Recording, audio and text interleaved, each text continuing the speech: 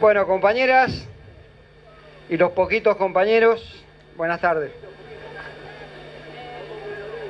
Sin duda, lo primero, agradecer la invitación a participar de este encuentro, que seguramente en sus conclusiones finales, si ustedes me permiten, con mucho respeto, agregarle algo más a las conclusiones 7, 8 que leyeron, creo que sería de mucha fortaleza por la envergadura de este encuentro que le agreguen el punto que el día 25 se tiene que declarar un paro nacional en la República Argentina, en el Confederal.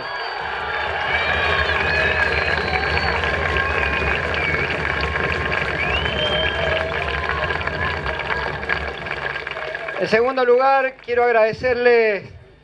como uno de los integrantes de la Corriente Federal, que estén militando en este espacio. Un espacio que se constituyó para quedarse definitivamente en el movimiento sindical argentino,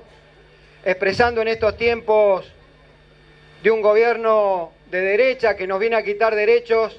la expresión de rebeldía necesaria que necesita el movimiento obrero para no quedarse aletargado, esperando que las políticas que este gobierno impulsa sigan dañando el tejido social en la Argentina. Quiero hacer muy breve 3 referencias históricas de la lucha de género. Cuando uno mira con respecto al tema del voto femenino, se encuentra con que en 1928 un diputado socialista, Mario Bravo, impulsó una ley para que las mujeres en nuestro país tuvieran la posibilidad de votar. Obviamente la irrupción de la dictadura del 30 de Uriburu dio por tierra cualquier intento de tratar legislativamente esto. Después en el 32 lo intentó Alfredo Palacios, otro socialista, y obtuvo sanción definitiva en diputados, y en senadores volteaban ese proyecto bajo 2 conceptos que van a los libros, lo encuentran o en los libros de sesiones de la Cámara de Senadores. Uno era que era muy caro empadronar a las mujeres, el segundo era que era muy difícil explicarles el sentido de responsabilidad del sufragio que le estaban dando. Esas fueron las 2 razones que esgrimieron hasta que en 1945, claramente con la irrupción y la revolución social que provoca el peronismo en la sociedad argentina, aparece Eva Duarte de Perón, que impulsa desde el año 46, y en el año 47 es sancionada la ley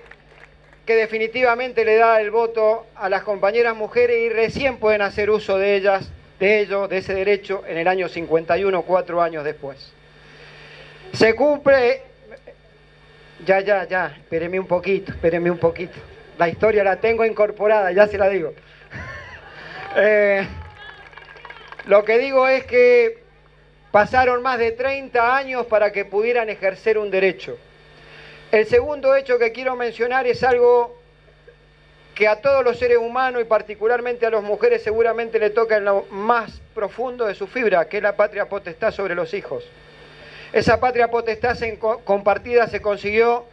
con la Constitución del 49,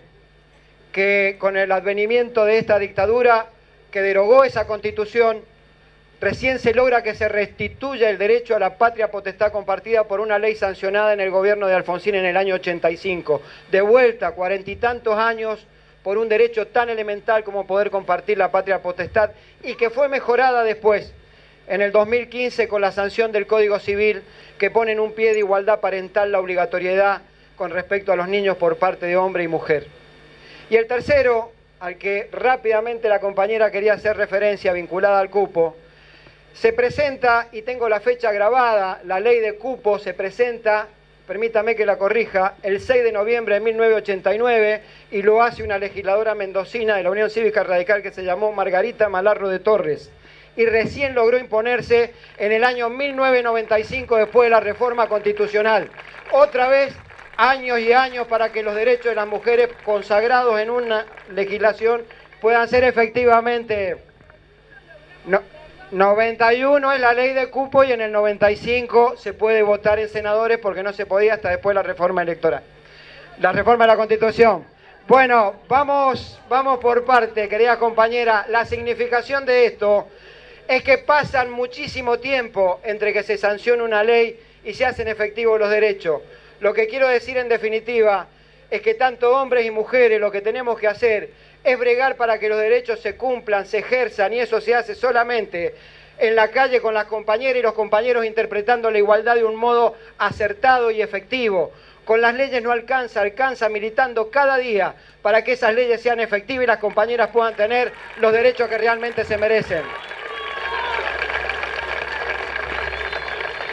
Y por demás decirles simplemente que desde la Corriente Federal, este punto 27, a partir de este momento sé que mis compañeros secretarios generales, al igual que yo, ya lo hemos incorporado a partir de este mismo momento como uno de los puntos más dentro del programa de la Corriente Federal. Y por último, invitarlas a todas las compañeras en este tiempo muy duro para todos los argentinos, en donde la derecha nos gobierna por primera vez en la historia por vía del voto,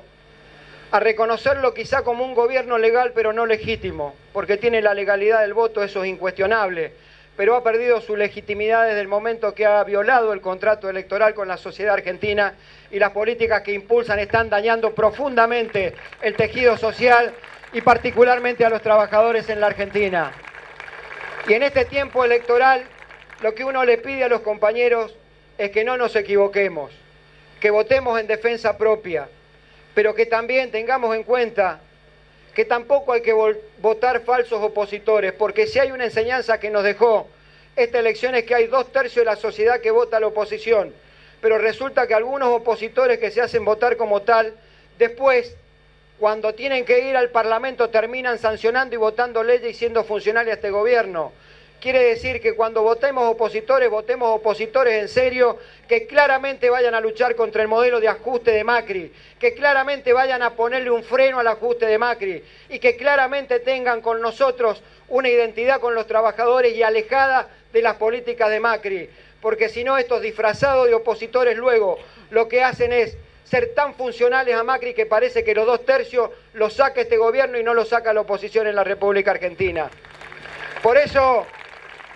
sé que los compañeros de la Corriente Federal que llevamos en la lista de Unidad Ciudadana, como Vanessa Sila y como Walter Correa, como el compañero Hugo Yasky, van a ser los portavoces del movimiento obrero dentro del Congreso de la Nación.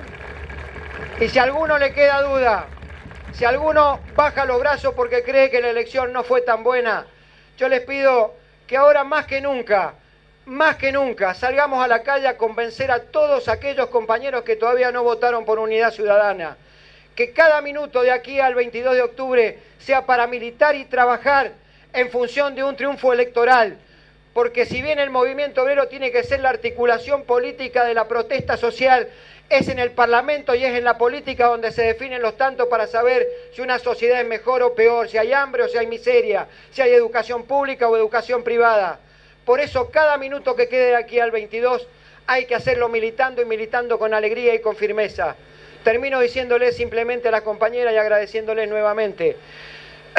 que cuando a veces nosotros creamos que las fuerzas decaen, que cuando creamos que el poder de este gobierno es tan poderoso que nos avasalla y pareciera ser que no hay respuesta, hay que sacar fuerzas de donde no tenemos, porque somos una generación, en definitiva la mayoría, los más veteranos y los menos o los más jóvenes, que conoció la vida política de la Argentina, algunos con el gobierno de Alfonsín tratando de pasar de un Estado asesino a un Estado democrático y haciéndole entender a la sociedad que era por vía de la democracia que se resolvían los problemas. Y los más jóvenes les tocó recuperar la institucionalidad con Néstor y Cristina en el 2002, cuando la política era que se vayan todos. Somos la misma generación que tendió puentes con la cultura nacional escuchando a la Negra Sosa, a Víctor Heredia, a León Gieco, a la trova cubana, a los uruguayos. La misma generación que le hizo entender a una sociedad, los más jóvenes y los más viejos, que el Estado es importante para regular las relaciones en una sociedad, que no es el mercado el que resuelve todo, es el Estado el que resuelve todo. Somos de la misma generación, aunque con diferencia de años, que devolvimos el valor de la política como instrumento para resolver los problemas de los argentinos. Y por sobre todas las cosas, los más jóvenes y nosotros